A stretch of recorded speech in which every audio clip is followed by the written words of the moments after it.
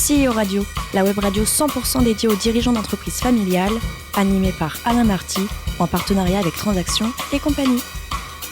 Aujourd'hui, on a le plaisir d'accueillir Yves David-Guérin, notamment le président du groupe Revue Fiduciaire. Bonjour Yves. Bonjour. Vous êtes né en 1959. Vous savez que c'est une grande année pour le vin ou pas ?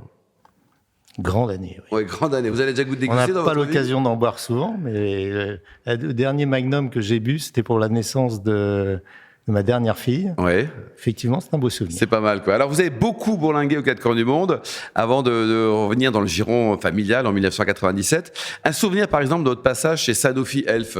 Ouf. Bah oui, ça nous rajeunit pas, mais c'était sympa. Que de souvenirs. Vendre des hôpitaux en Afrique, c'est effectivement assez passionnant. Ouais. Que de souvenirs. J'en ai tellement.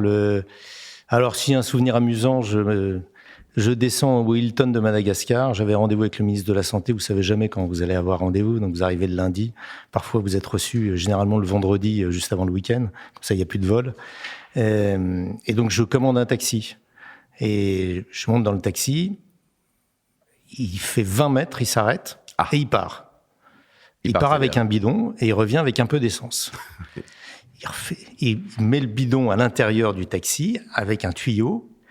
Parce que on remplit pas le réservoir sinon on se fait pomper l'essence et on repart et ça dure 10 minutes. Et il recommence. Non, et on arrive au ministère de la Santé. En fait, j'étais à un quart d'heure à pied et j'ai dû mettre 1h30 pour y aller en taxi. Bon, ça c'est des bonnes aventures, quoi. C'était sympathique. On vous a vu également à une époque vendre des pins.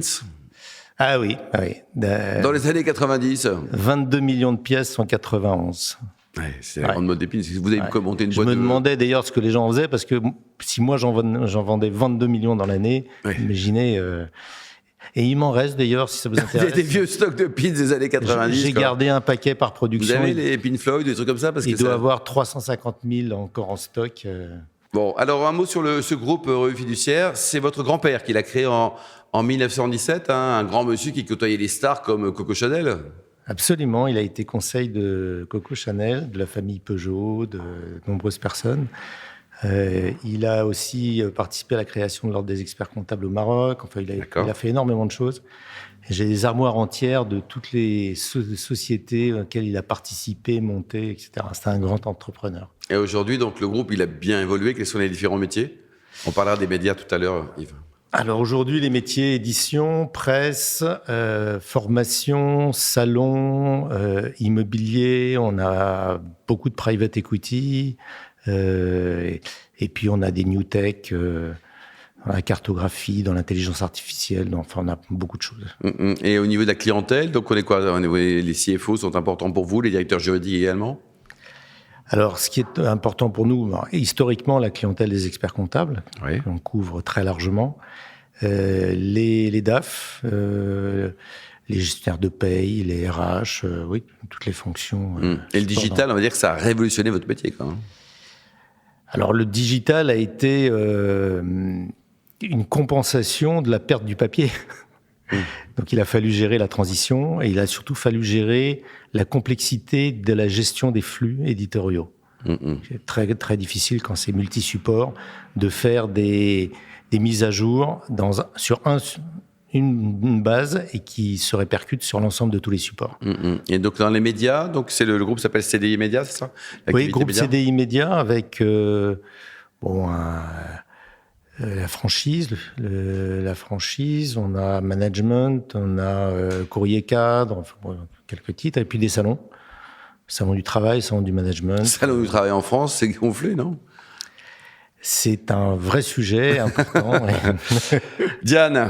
Alors, je vois que vos parutions s'adressent à des professionnels experts dans des métiers qui évoluent vite, pour certains, comptabilité, fiscalité. Des métiers qui peuvent parfois être percutés par l'intelligence artificielle, par des méthodes qui changent. Est-ce que vous vous sentez investi d'un rôle d'accompagnement du changement auprès de votre lectorat ? Absolument, et pas qu'auprès de notre lectorat, déjà auprès de tous nos salariés, parce qu'il faut les augmenter. Combien de salariés aujourd'hui ? Sur la partie presse édition, on a 170 personnes. Ouais. Donc il faut les augmenter et puis accompagner effectivement nos clients. On a pris une option un peu différente de celle qui était faite sur le marché. On a fait des IA par métier. Donc une IA pour l'expert comptable, une IA pour le DAF, une IA pour le gestionnaire de paye. Avantage, c'est qu'on est sur des bases plus restreintes, des bases qui sont entièrement vérifiées, contrôlées par nous et réécrites en permanence.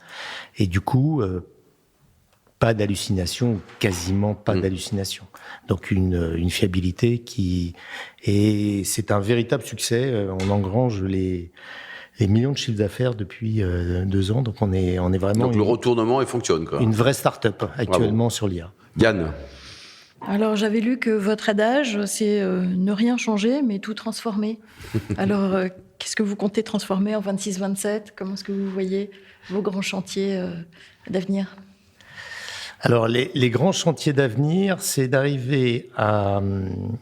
Si je parle uniquement de la partie presse-édition, c'est d'arriver à tronçonner un peu la base documentaire pour l'adapter au profil des clients avec de l'IA. Je ne sais pas si c'est tout à fait clair, mais en gros, je travaille dans la chimie, j'ai telle taille de société et j'ai telle fonction, et je veux qu'on puisse me délivrer uniquement les informations juridiques qui me concernent. C'est un vrai challenge. Oui, j'imagine. Oui. Yann ? Encore une question, oui. La famille est indiquée sur votre site comme une valeur fondatrice de votre entreprise. Alors, c'est pas courant. Est-ce que vous voulez nous éclairer sur le sens que ça a pour vous ? Bonne question. Alors, clairement, moi, quand j'ai repris le groupe en 97, fin 97... Demandez-moi sur votre carrière si vous avez une question. Merci Alain. J'étais sur l'acquisition d'une très belle entreprise qui était en forte croissance et j'ai pourtant choisi le château de famille qui lui était flat et qui était en perte de vitesse avec un gros déficit. Ça doit faire maintenant 20, merci Alain. 1959. Ça fait 28 ans, non, c'est ça ? Oui. On a eu 27 années de progression du résultat, mais un chiffre d'affaires qui est globalement flat. Ah oui. Parce que on ne fait que compenser les pertes sur les métiers traditionnels. Très attaché effectivement à la famille, c'est une valeur très importante chez moi. Moi, je m'occupe aussi beaucoup de préserver les intérêts de chaque membre de la famille. Vous êtes combien d'ailleurs d'associés au total ? Différents ? On est aujourd'hui 8. 8 associés, quoi. Ouais, Ouais. on était beaucoup plus avant et il y a une partie de la famille Il n'y a que vous qui bossez dans le groupe ou les autres travaillent aussi ? Oui, je suis le seul. Le seul à bosser, quoi. Absolument. Sur les collaborateurs, le profil, c'est quoi ? Vous avez quoi ? Des chercheurs fous ? Vous avez des juristes qu'il faut bien manager ? Vous avez des commerciaux ? Qui sont les collaborateurs qui travaillent avec Yves de la Villegarin ? Alors, il y a beaucoup puisque, comme tu le sais Alain, puisque tu me connais bien, il y a 21 sociétés. Donc, si je parle de tout, ça va être compliqué.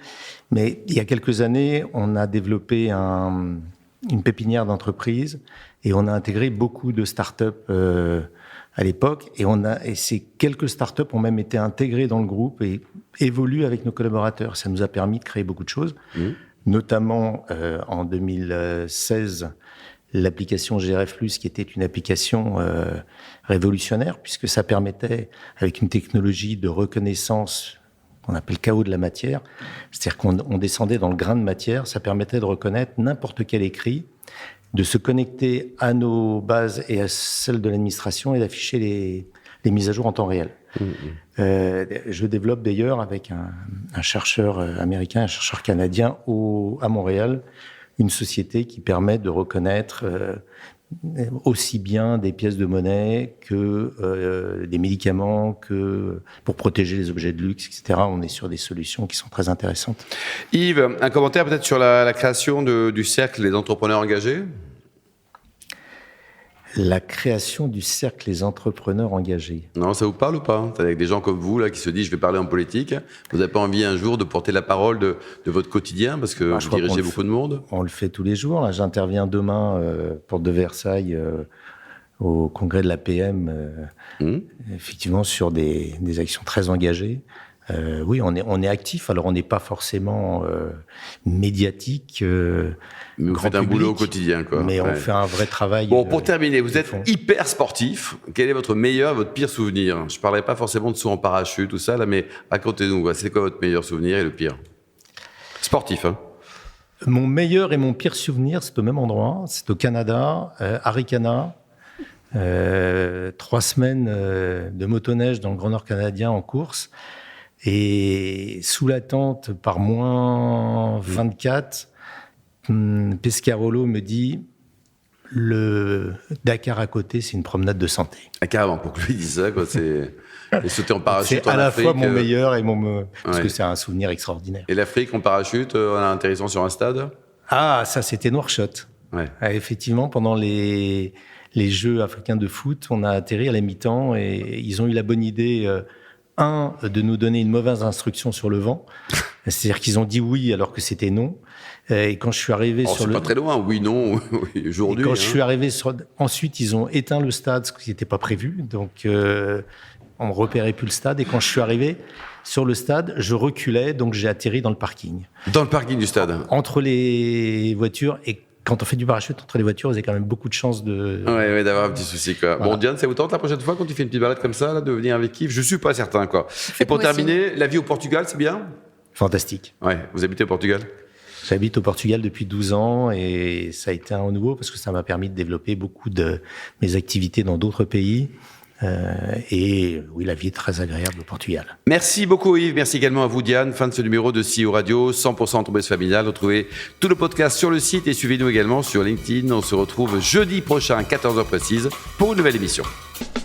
L'invité de la semaine de CEO Radio, une production B2B Radio en partenariat avec Transactions et compagnie.